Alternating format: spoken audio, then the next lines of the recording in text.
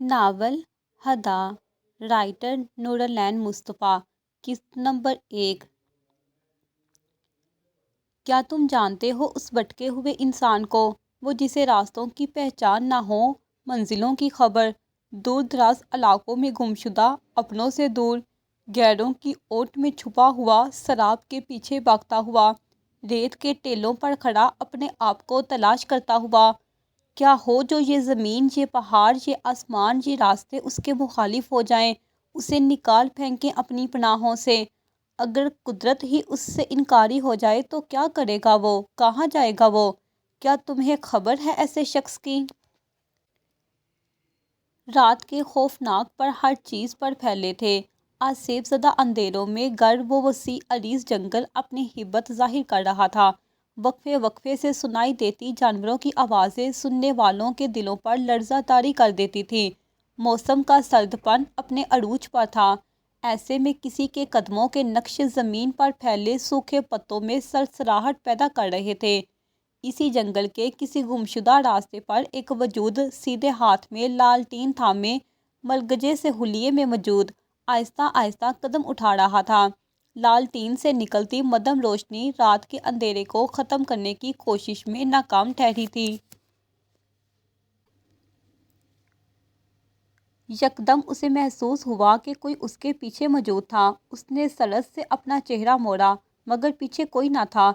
उसकी स्याह आंखों में एक चमक थी, एक मखसूस चमक। उसने अपनी सोचों को झटक दिया और अपना सफ़र जारी रखा।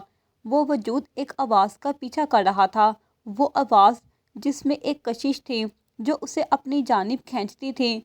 तुम दुरुस्त रास्ते पर हो, आओ मेरे पास आओ। यकदम एक भारी मर्दाना आवाज़ ने जंगल की पुरसुकून खामोशी में दरार पैदा की। स्याह आंखों की चमक में इजाफा हुआ था। वो वजूद मुस्कुराया और सीधा चलता गया। यकीनन वो शख्स उससे दूर नहीं था। उसे अपने गिर्द कुछ गैर मामूली सा महसूस हो रहा था, मगर फ़िलहाल उसे उस शख्स से मिलना था। वो वजूद अपने पीछे से सुनाई देती हर सरसराहट को नज़रअंदाज करता आगे बढ़ता गया। उसके दिल पर कोई खौफ हरास का कोई गलबा नहीं था, उस पर तजस्सुस तारी था। वो वजूद उन आवाज़ों के राज को जानना चाहता था। आखिर वो क्यों इस अजीब सी दुनिया में फंस गया था?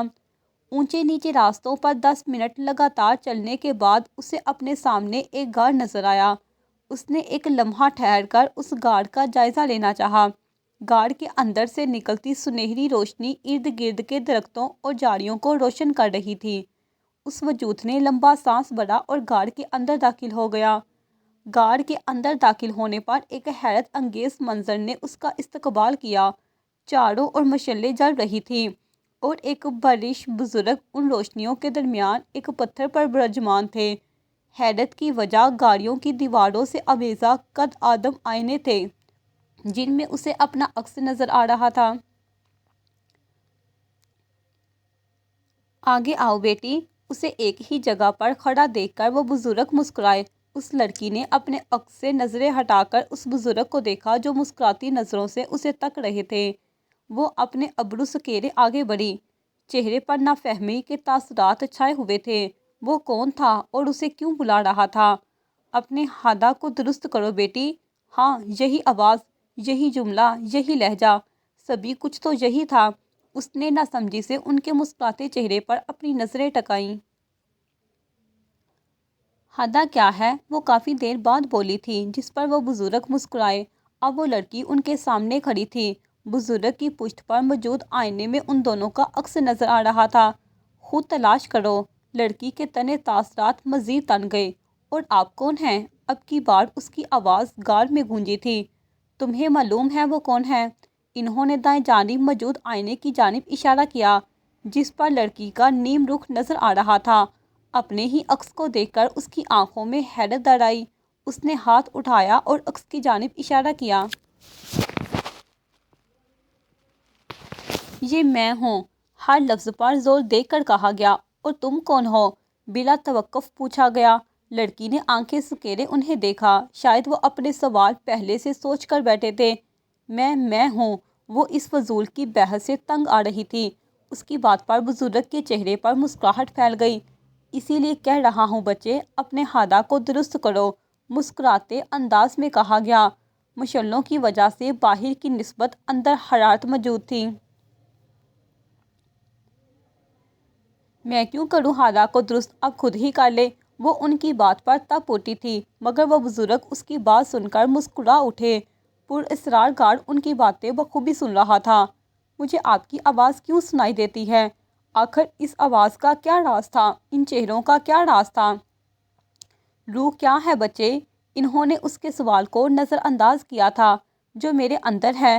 اب کی بار وہ تحمل مزاجی سے بولے۔ تمہارا اندر بے چین ہے بچے۔ اسے اس وقت تک سکون نہیں آئے گا جب تک تم اس کام کو مکمل نہ کر لو جس کے لیے تمہیں چنا گیا ہے۔ ان کی بات پر اس لڑکی نے ناسمجھی سے انہیں دیکھا۔ مجھے کس کام کے لیے چنا گیا ہے؟ یکدم اسے اپنے پیچھے کسی کی موجودگی کا احساس ہوا، جس پر اس نے فوراً سے سامنے موجود آئینے میں دیکھا، مگر اس سے پہلے وہ اپنے پیچھے موجود انسان کو دیکھ پاتی اس کی آنکھوں کے آگے اندھیرا چھا گیا۔ اس وقت بھی اس کے کانوں میں اس بزرگ کی آواز گونج رہی تھی۔ اپنے ہادا کو درست کرو بچے، اپنے ہادا کو درست کرو۔ ایک دفعہ مل جائے یہ ہادا۔ آخر کیا ہے یہ ہادا جو بے ہوشی میں بھی چین نہیں لینے دے رہا؟ وہ اپنے کمرے میں موجود کھڑکی کے سامنے کھڑی تھی، جس کے شیشے کے پار نگاہوں کو ٹھنڈک پہنچانے والا منظر موجود تھا۔ جہاں تک نگاہ پڑتی تھی وہاں تک سبزہ ہی سبزہ دکھائی دیتا تھا۔ اوپری منزل پر موجود یہ کمرہ اس نے ضد کر کے حاصل کیا تھا، یا یوں کہا جائے کہ اپنی بہن سے ہتھیایا تھا۔ وجہ اس کا خوبصورت ترین محل وقوع تھا۔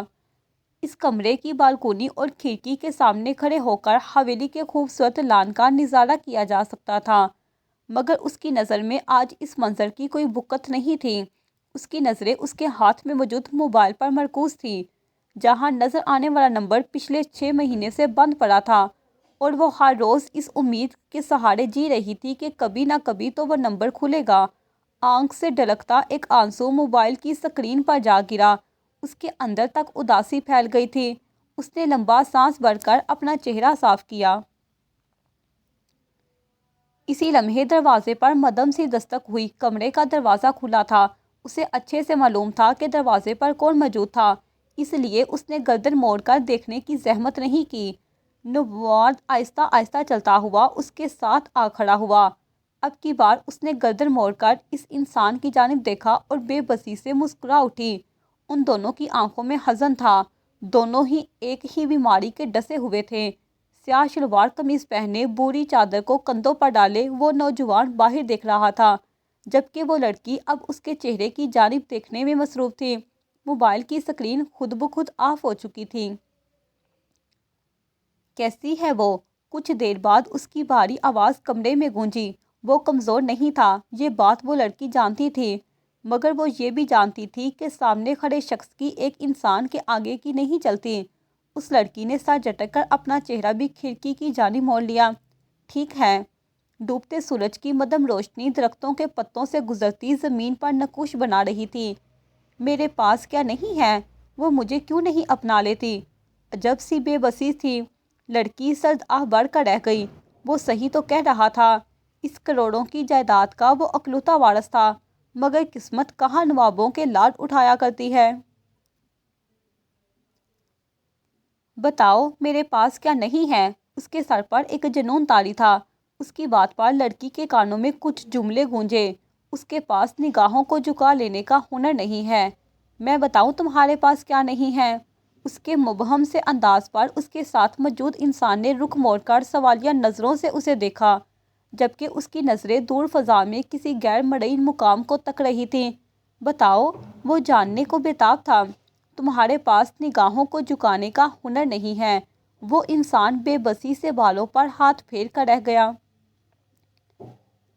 یہ قابو میں ہی نہیں رہتی، میں کیا کروں؟ وہ مجھے بے بس کر دیتی ہے۔ وہ مسکرا اٹھی۔ اب اس کا چہرہ اس انسان کی جانب تھا۔ پھر جاؤ، پہلے انہیں قابو کرو۔ اس کی بات پر نوجوان نے اپنا سر جھٹک دیا۔ یکدم اس کی نظر اس لڑکی کے ہاتھ میں موجود موبائل پر پڑی۔ تمہارا اس سے رابطہ ہوا؟ اس کے ذکر پر لڑکی کا سر خود بخود جھک گیا۔ یوں ہی تمہارے ذکر پر جھک گیا ہمارا سر، کہ کہیں زمانہ ہماری آنکھوں کی تحریر نہ پڑھ لے۔ نہیں، لہجے میں شگفتگی نمایاں تھی۔ وہ آخر کیا کرے کہ وہ انسان اس کے پاس لوٹ آئے۔ کب تک انتظار کرنے کا ارادہ ہے؟ وہ دونوں ہی اپنے پسندیدہ انسانوں کی ایک جھلک دیکھنے کو ترسے ہوئے تھے۔ جب تک زندہ ہوں۔ اس کے جواب پر وہ مسکرا اٹھا۔ تم بھی انتظار کرو، میں بھی کر رہا ہوں۔ دیکھتے ہیں پہلے کس کا انتظار ختم ہوتا ہے۔ اس کی بات پر اس لڑکی نے سر اٹھا کر اوپر دیکھا اور پھر اس نوجوان کے چہرے پر نظر ڈالی جس پر بے بسی بڑی مسکان پھیلی تھی۔ تم انتظار مت کرو، وہ تمہارے پاس کبھی نہیں آئے گی۔ وہ اسے سچ بتانا چاہتی تھی۔ وہ نہیں چاہتی تھی کہ وہ انسان اپنی ساری عمر ضائع کر ڈالے، مگر اس کی بات پر اس انسان کے چہرے کی مسکراہٹ تھم گئی۔ کیوں؟ کیونکہ وہ تمہارے لیے نہیں بنائی گئی۔ اس سے پہلے وہ اس لڑکی کی بات کو سمجھ پاتا، اس کی جیب میں موجود موبائل تھر تھرایا۔ ہیلو؟ دوسری جانب سے کچھ کہا گیا جس پر اس کے تاثرات تن گئے۔ ان کی ساری زمینوں کو آگ لگا دو۔ اس کا لہجہ غصے سے بڑا ہوا تھا۔ وہ لڑکی طنزیہ انداز میں مسکرائی۔ کیا ہوا؟ اس نے نوجوانوں کے تاثرات کا بغور جائزہ لیتے ہوئے کہا۔ اب اس کے تاثرات کچھ حد تک نارمل ہو چکے تھے۔ عوانوں نے ہماری فصل کو جلانے کی کوشش کی مگر وہ ناکام ٹھہرے۔ خیر چھوڑو انہیں، تو میں دیکھ لوں گا۔ تم کیا کہہ رہی تھی؟ اس لڑکی کے چہرے پر پھر سے طنزیہ مسکراہٹ پھیل گئی۔ میں نے کہا کہ وہ تمہارے لیے نہیں بنی، بالکل بھی نہیں بنی۔ اس کی جستجو چھوڑ دو۔ اس کے دو ٹوک لہجے پر اس نوجوان نے اپنا سر جھٹک دیا۔ اس کا انتظار کر کر کے تمہارا دماغ ہل گیا ہے، وہ خفگی سے کہتا ہوا کمرے سے باہر نکل گیا، جبکہ وہ لڑکی مسکرا اٹھی۔ کمرے میں موجود کھڑکی سے سنائی دیتے شور سے بے نیاز وہ مرد کرسی پر بیٹھا اپنے سامنے موجود کینوس پر بکھرے رنگوں کو دیکھ رہا تھا۔ اس کے دائیں جانب موجود میز پر رکھے ٹرے میں مختلف رنگ موجود تھے۔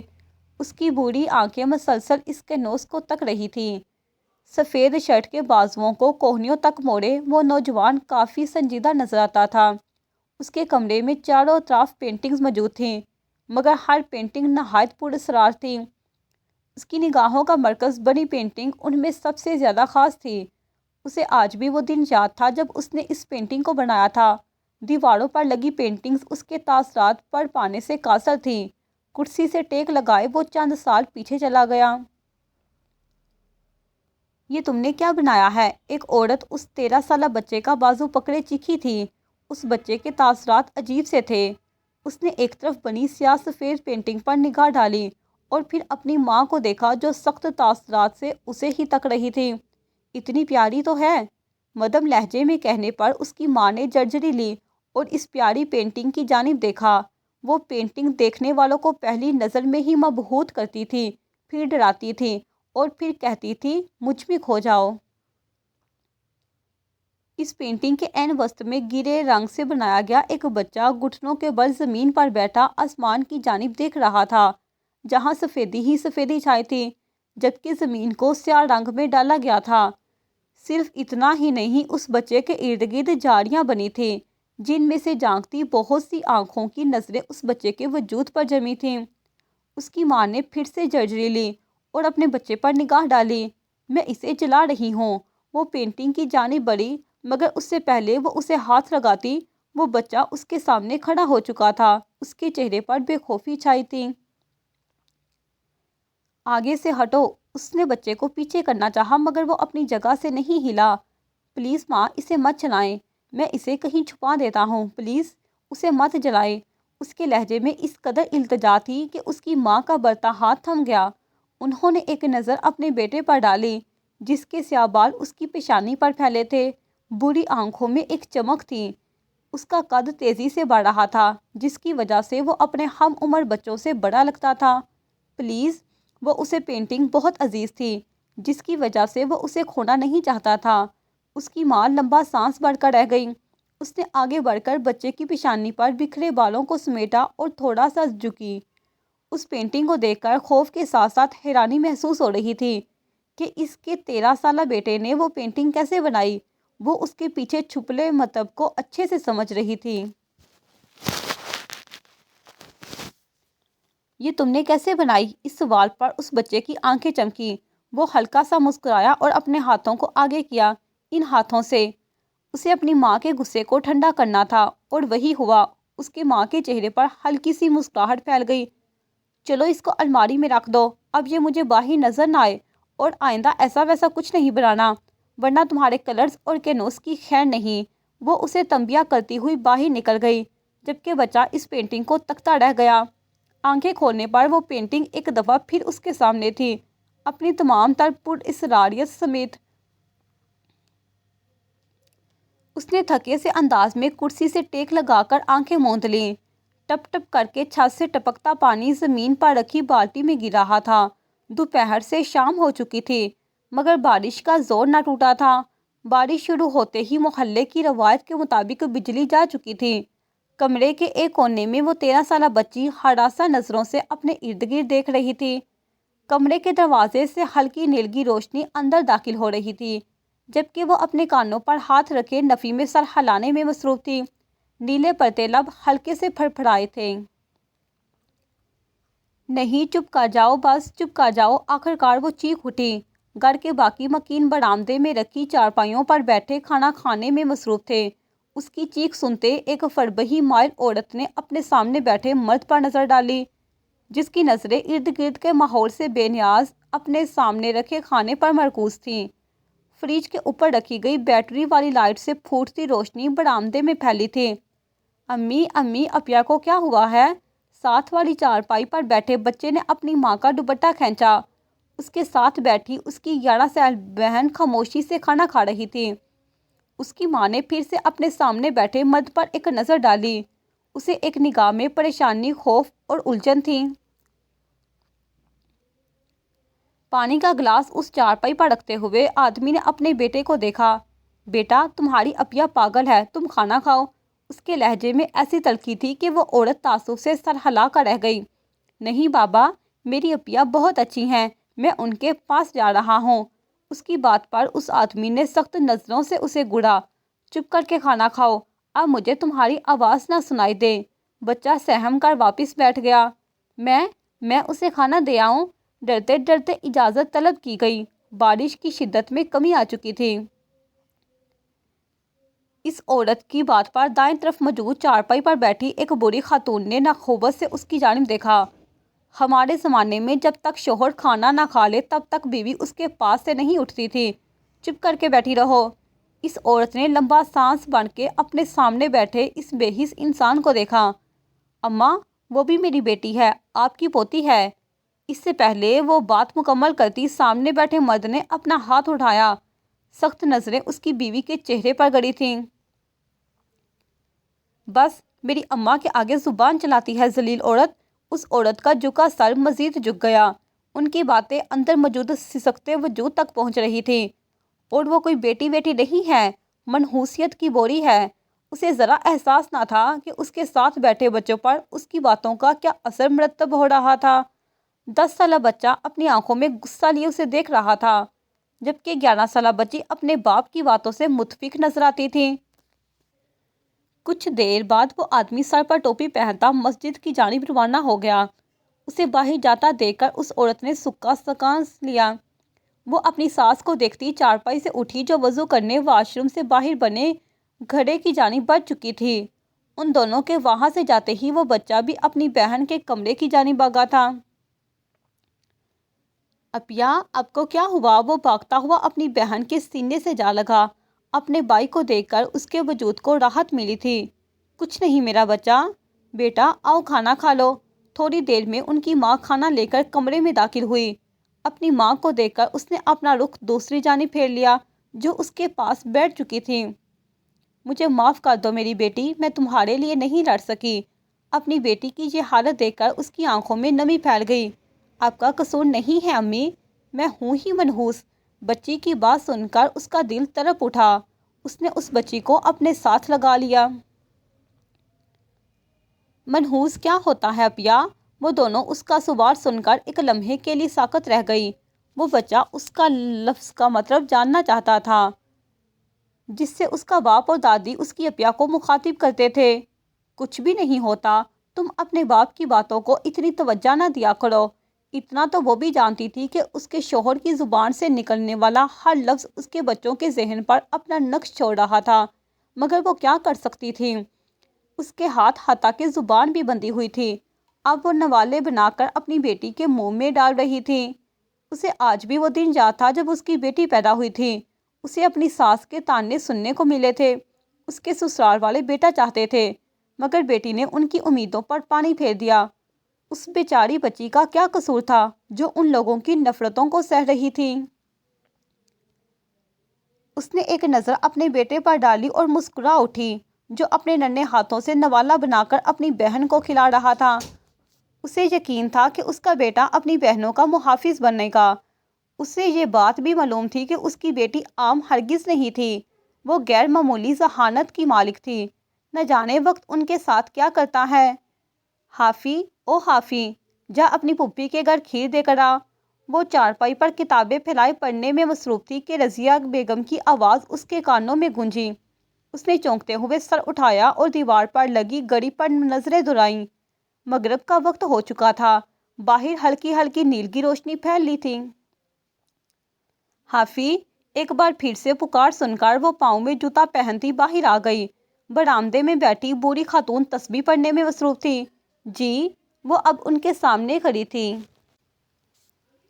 جا پھوپھی کے گھر کھیر دے کر آ۔ وہ ان کی بات کو سن کر حیران ہوئی تھی۔ انہیں اچھے سے معلوم تھا کہ اس کا باپ اسے اس وقت تو درکنا دور کی روشنی میں بھی باہر نہ جانے دے، وہ بھی پھپھو کے گھر، ناممکن۔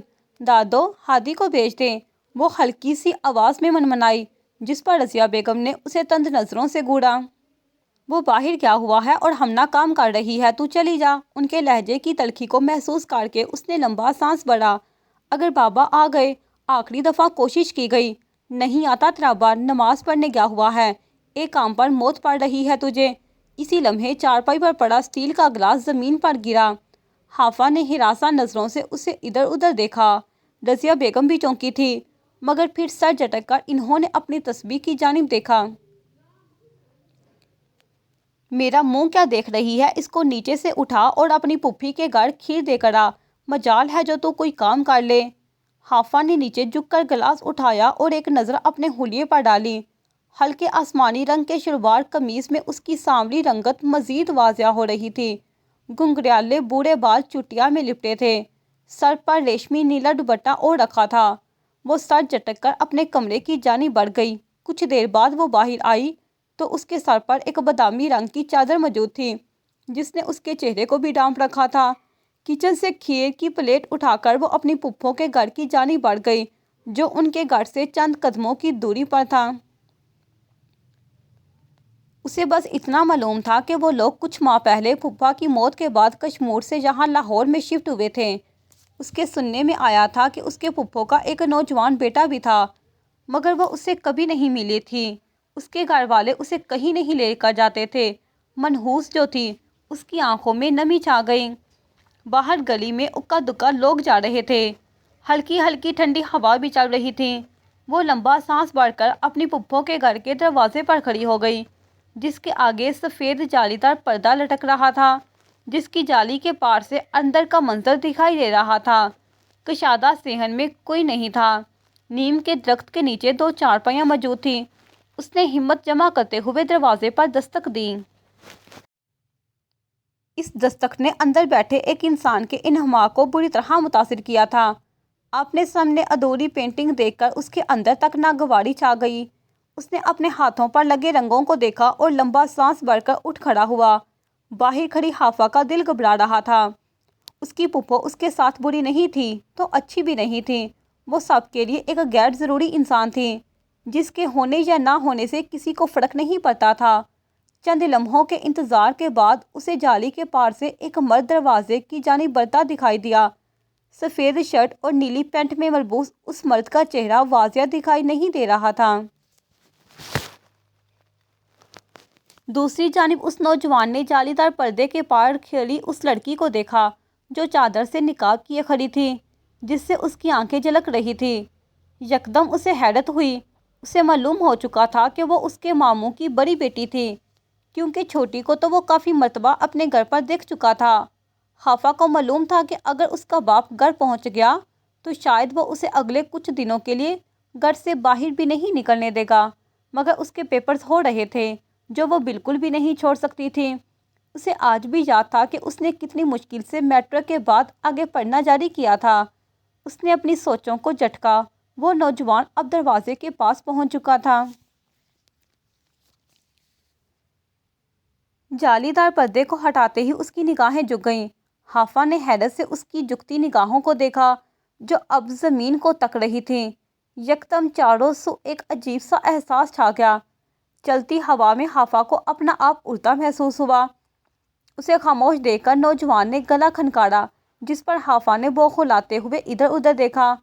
السلام علیکم، میں حافظ، آپ کے ماموں کی بیٹی۔ وہ یہ دادوں نے پھپھو کے لیے۔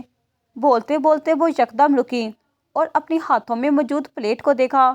نوجوان کی نظریں ابھی بھی زمین پر گڑی تھیں، جبکہ چہرے کی ناگواری زائل ہو چکی تھی۔ نہیں، آپ کے لیے۔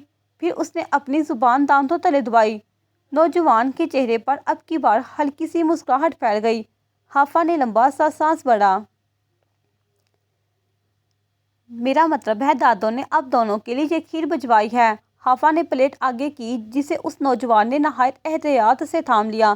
پھر اس نے ادھر ادھر دیکھا اور آسمان کی جانب ایک نظر ڈالی۔ حافظ اس کی گھومتی نظروں کو دیکھ رہی تھی۔ اے بنت ہوا، اس وقت آپ کا یہاں کھڑا رہنا اور نہ ہی گھر کے اندر آنا مناسب ہے، اس لیے آپ اپنے گھر چلی جائیں۔ وہ پہلی دفعہ بولا تھا اور حافظ کو لگا کہ اس سے خوبصورت آواز اس نے کہیں نہیں سنی۔ سنجیدگی میں لپٹا لہجہ جسے سننے کی بار بار خواہش کی جائے۔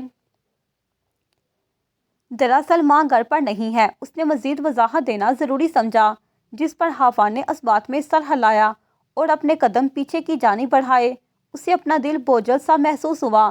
اپنے گھر کی دہلیز پر کھڑے ہو کر اس نے دائیں جانب موجود گھر پر ایک نظر ڈالی، جہاں وہ نوجوان ابھی بھی پلیٹ تھامے دروازے پر کھڑا تھا، حافظ کی جانب ہی دیکھ رہا تھا۔ حافظ کا دل زور سے دھڑکا۔ اسے اپنی جانب دیکھتا پا کر وہ نوجوان اپنے گھر کے اندر داخل ہو گیا۔ اس کے اندر جانے پر حافظ نے اپنا سر جھٹکا اور گھر کے اندر قدم رکھے۔ چلے جاؤ یہاں سے، میں تم سے نہیں ڈرتی، سنا تم نے؟ ایک دفعہ پھر وہ اپنے کمرے میں بیٹھی چیخ رہی تھی۔ یہاں سے چلے جاؤ، کیوں مجھے دکھائی دیتے ہو؟ وہ کسی ندیدہ وجود سے مخاطب تھی۔ اس کی سماعت میں بہت سے جملے گونجنے لگے، جس پر وہ اپنے کانوں پر ہاتھ رکھ چکی تھی۔ اس نے نم آنکھوں سے اپنے سامنے پھیلی کتابوں کو دیکھا اور پھر ادھر ادھر نظریں دوڑائیں۔ یکدم ساری آوازیں خاموش ہو گئیں۔ اس لمحے ایک نوعمر لڑکا کمرے کے اندر داخل ہوا۔ اس نے دکھ بھری نظروں سے اس لڑکی کو دیکھا اور جلدی سے اس کی جانب بڑھا۔ کیا ہوا پیا؟ لڑکے نے آہستگی سے اس کا سر تھپکا، جبکہ وہ اب لمبے لمبے سانس بھرتی خود کو نارمل کرنے کی کوشش کر رہی تھی۔ لڑکے نے سائڈ پر رکھے ایک ٹیبل سے انہیلر اٹھایا اور لڑکی کو تھمایا، جس پر وہ مسکرائی۔ اب اس لڑکے نے ساری کتابیں ایک جانب رکھی اور خود اس کی گود میں سر رکھ کر لیٹ گیا۔ کہاں تھے تم؟ اپنی اپیا کے سوال پر اس نے زبان دانتوں تلے دبائی اور اپنا کان کھجایا۔ میں حاتم بھائی کے پاس گیا تھا۔ اس کی بات پر لڑکی نے اس کا کان زور سے پکڑا، جس پر وہ کڑا اٹھا۔ کان میں بڑی کھجلی ہو رہی ہے نا؟ سچ سچ بتاؤ کہاں تھے؟ اب کی بار اس کا لہجہ کافی حد تک سخت تھا۔ اپیا، سچ بتا رہا ہوں، حاتم بھائی کے پاس تھا۔ لڑکی کی گرفت اس کے کان پر مزید سخت ہو گئی۔ جھوٹ، وہاں تو میں گئی تھی، تم تو وہاں نہیں تھے۔ اس کی بات پر وہ جلدی سے اس کی گود سے اٹھا اور حیرت سے اپنی اپیا کو دیکھا، جو اس کے کان کو چھوڑ چکی تھی۔ آپ وہاں گئی تھی؟ اس کے طویل بڑے لہجے پر لڑکی نے اس بات میں سر ہلایا۔ میں تو وہاں گئی تھی، تم بتاؤ تم کہاں تھے؟ اس کے تند لہجے پر لڑکے نے لمبا سانس بھرا۔ دوستوں کے ساتھ کھیلنے گیا تھا، وہ سر جھکا کر بولا۔ لڑکی ابھی بھی اسے سخت نظروں سے گھور رہی تھی۔ نماز پڑھی؟ اس نے آہستگی سے اس بات میں سر ہلا دیا۔ تم عبدالہادی ہو، میں نے تمہیں جھوٹ بولنا نہیں سکھایا ہادی۔ اس کے تھکے سے لہجے پر ہادی نے فوراً سے اپنے کان پکڑ لیے۔ سوری، اب آئندہ جھوٹ نہیں بولوں گا۔ ہادی کے شرمندہ لہجے پر اس نے اس بات میں سر ہلایا۔ آپ کے کتنے پیپرز رہتے ہیں؟ وہ دوبارہ سے اس کی گود میں لیٹ چکا تھا۔ وہ لڑکی اب اس کے والوں میں ہاتھ پھیر رہی تھی۔ کل آخری ہے، مگر مجھے ڈر لگ رہا ہے۔ اس کی بات پر لڑکے نے اس کے ہاتھ تھام لیے۔ اپیا، کیوں ڈر رہی ہیں؟ آپ کا بھائی ہے نا؟ وہ مسکرا اٹھی۔ مگر دل میں ڈر کے پہرے تھے۔ بابا مجھے آگے نہیں پڑھنے دیں گے اور مجھے آگے پڑھنا ہے۔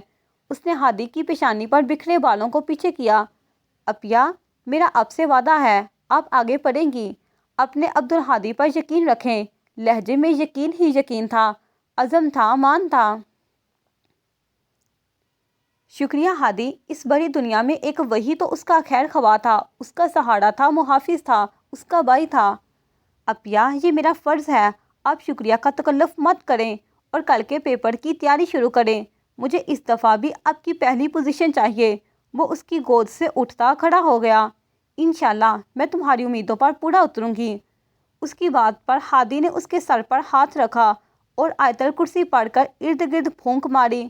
لڑکی کا دل یکدم سے پرسکون ہو گیا۔ شب بخیر۔ ہادی کے باہر جانے پر اس نے لمبا سانس بھر کر اپنی کتابوں کو دیکھا۔ پلاکا کی گلیوں میں چلتے پینٹ کی جیبوں میں ہاتھ ڈالے وہ سب سے خفا سا لگتا تھا۔ سورج ڈوبنے کو تھا اور بہت سی اداسیاں اس کے اندر سر اٹھانے کو تھیں۔ نیلی جینس کی پینٹ اور کالی رف سی شرٹ پہنے وہ پلاکا قدیم گلیوں سے گزرتا اپنے اندر اٹھتی آوازوں کو دبانے کی کوشش کر رہا تھا۔ وہ اپنے ارد گرد روشنیوں میں ڈوبے ریسٹورانٹ اور کیفے کی رونقوں سے بے نیاز سر جھکائے چلتا جا رہا تھا۔ جیسے ہی وہ اپنی ایک یونانی گلی میں داخل ہوا تو اس کا موبائل تھر تھرایا۔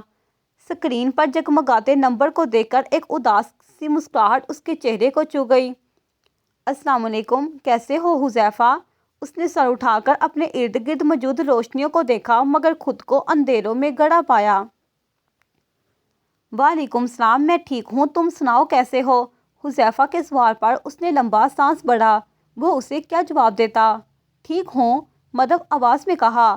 حذیفہ اپنے کمرے میں بیٹھ کے ٹیک لگائے بیٹھا تھا۔ یار تم کیوں چلے گئے؟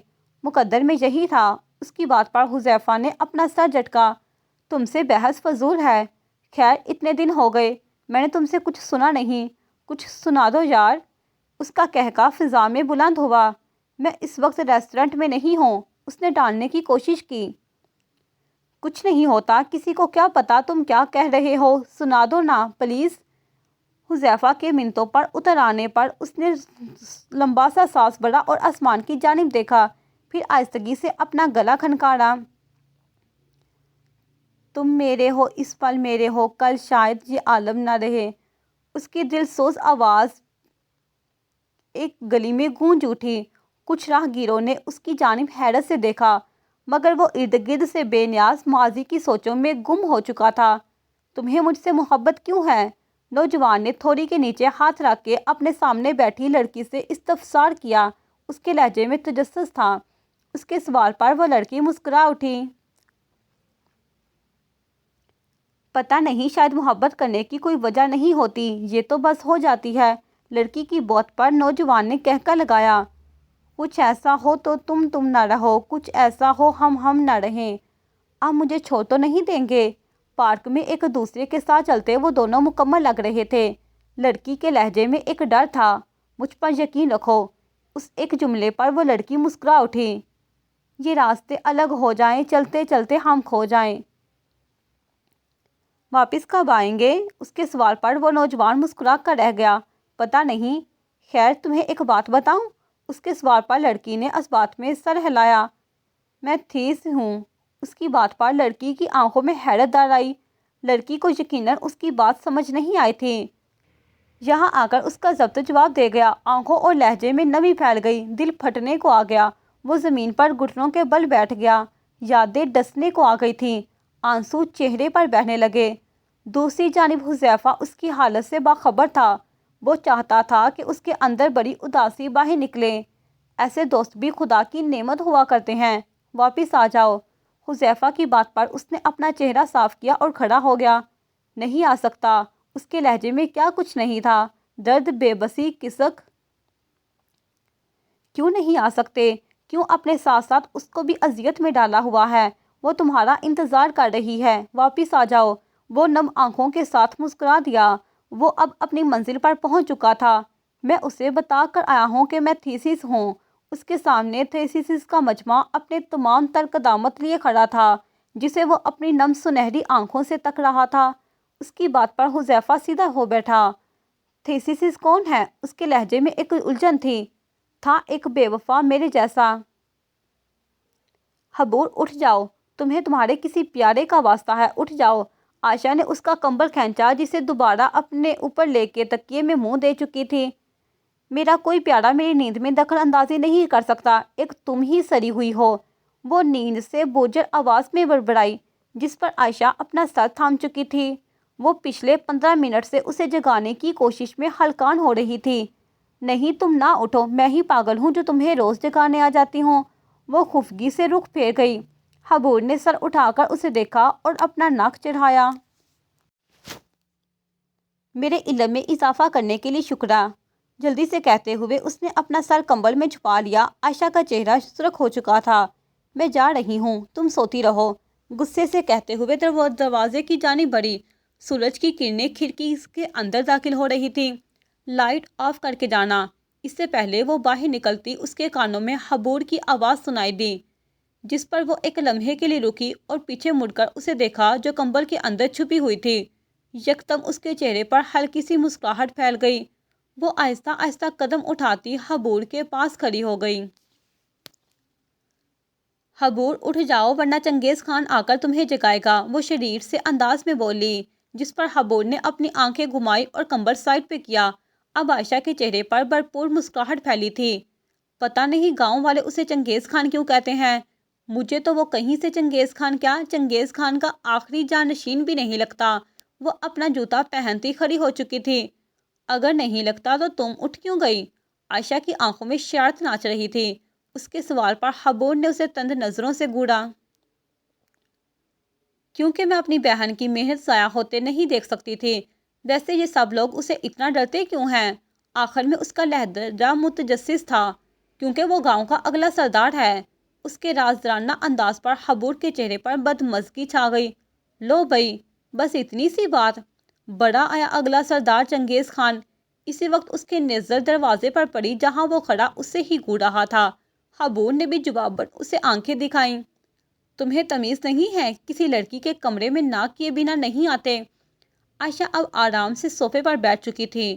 ٹام اینڈ جیری شو شروع ہونے والا تھا۔ اس نے ادھر ادھر نظر دوڑائی مگر پاک کار نظر نہ آئے، جس پر اس نے برا سا منہ بنایا۔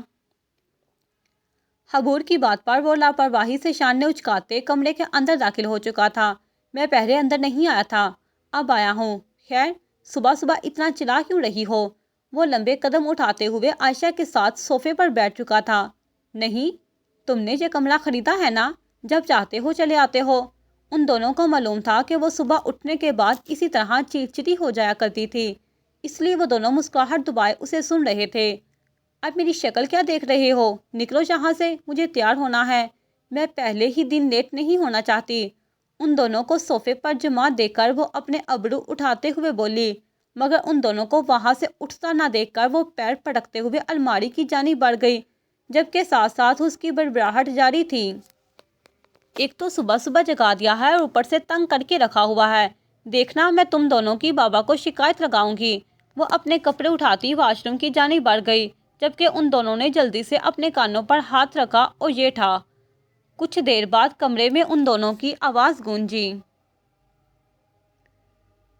بلبلایا کی گہری میں مائنوٹار اس کی دی گئی تلوار سے مارا گیا سخت اور مردہ پڑا تھا۔ اس کی انگلی اس کے دیے گئے دھاگے کے پیچھے چل رہی تھی۔ اس نے ایک دفعہ پھر آسمان کو دیکھنے کے لیے دھاگا جاری کیا۔ پھر تھیسیس جلدی سے نفرت کے ساحل سے ایڈریانا کو اپنے سینے سے لگاتا بھاگ گیا۔ سمندر کی گرج کے اوپر سے گزرتے ہوئے کنگ مائنوس کی چیخیں سنتے ہوئے وہ تیزی سے نکسوس کی جانب بڑھے۔ وہ محبت کے سب سے نرم گرم گہرے گھونسلے میں لیٹ گئے۔ جب وہ اس سے کہتی ہے، اگرچہ میں تمہارے راستے کا واحد ذریعہ ہوں، مگر صدی تک گونجنے والی شہرت اب جیت لی گئی ہے، اور پھر بھی میں ڈرتی ہوں، اور قسم ہے ہم الگ نہیں ہوں گے، افروڈائٹ کی قسم، جانے عزیز۔ پھر چمکدار بادل اٹھے اور سورج کو چھپا دیا۔ تھیسیس کون ہے؟ اس کے لہجے میں الجھن واضح تھی۔ تھا ایک بے وفا میرے جیسا۔ اس کے دکھ بھرے لہجے پر حذیفہ نے موبائل کو گھورا۔ بتاؤ نا کون تھا یہ تھیسیس؟ حذیفہ نے سوال پر اس نے اپنے ارد گرد دیکھا۔ وہاں سیاحوں کا ایک ہجوم موجود تھا جو نیشنل میوزیم کو دیکھنے آیا تھا۔ اور ایک وہ تھا جو روزانہ اس مجسمے کو دیکھنے چلا آتا تھا جو کہ نیشنل میوزیم کے سامنے نصب تھا۔ اب اپنی کہانی خود بتاؤں گا تو اچھا تھوڑی نہ لگوں گا۔ لہجے میں ہلکی سی خفگی تھی۔ اوہو، تم مجھے اچھے ہی لگو گے۔ استغفار کرو لڑکے، لگتا ہے بھابھی کو شکایت لگانی پڑے گی۔ اس کے شکوے پر حذیفہ کا قہقہ بلند ہوا۔ ہاں ہاں، شکر ہے تم اپنے سو کال دکھ سے تو باہر نکلے۔ اس کے چہرے پر پھر سے ایک اداس مسکراہٹ چھا گئی۔ وہ کیوں اتنا یاد آتی تھی؟ وہ کیوں اس کی شاموں کو افسردہ کرتی چلی جا رہی تھی؟ کیوں اب اسے دنیا کا کوئی رنگ نہیں باتا تھا؟ اس نے اپنے ارد گرد پھیلی روشنیوں کو دیکھا۔ کیوں ان روشنیوں اور ان رونقوں اور ہجوم کے درمیان اسی کا چہرہ دکھائی دیتا تھا؟ بتا دو نا۔ حذیفہ کی آواز نے اس کی سوچوں پر پہرا لگایا تو وہ سر جھٹک کر رہ گیا۔ ہو، یونیورسٹی کی طرف سے فری میں نیٹ ملا ہوا ہے نا؟ اس کے سوال پر حذیفہ کے چہرے پر ناسمجھی چھا گئی۔ ہاں، تو مسٹر حذیفہ خود ہی پتہ کر لو۔ اللہ حافظ، مجھے ریسٹورنٹ جانا ہے۔ وہ حذیفہ کی بات سنے بنا ہی فون کاٹ چکا تھا۔ اب اس کی نظریں تھیسس کے مجسمے پر جمی تھیں۔ اس کی آنکھوں میں ایک درد تھا، ملال تھا، حزن تھا، جبکہ چہرے پر حسرت بڑی مسکراہٹ چھائی ہوئی تھی۔ یکدم سوچوں کے پردوں پر کسی کی یاد نے دستک دی۔ وہ کس وقت یاد نہیں آتی تھی۔ اس نے اپنا چہرہ آسمان کی جانب کر لیا اور سر نفی میں ہلایا۔ اس کی اداس سنہری آنکھوں میں ایک فریاد تھی۔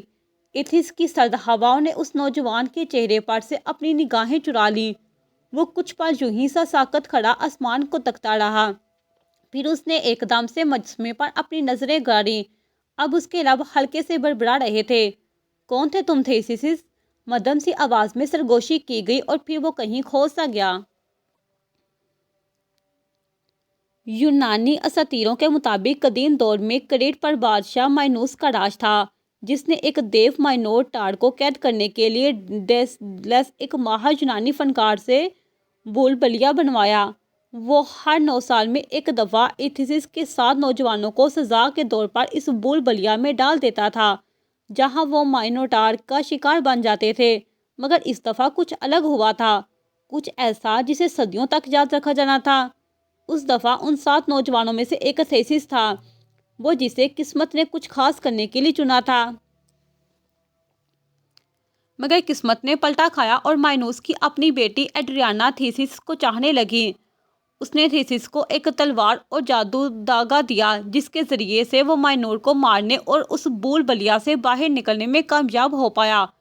پھر وہ دونوں کریٹ سے بھاگ کر نکسوس کے جزیرے میں چلے گئے، جہاں تھیسس نے ایڈریانا کو چھوڑ دیا۔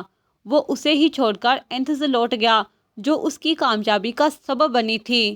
جاری ہے۔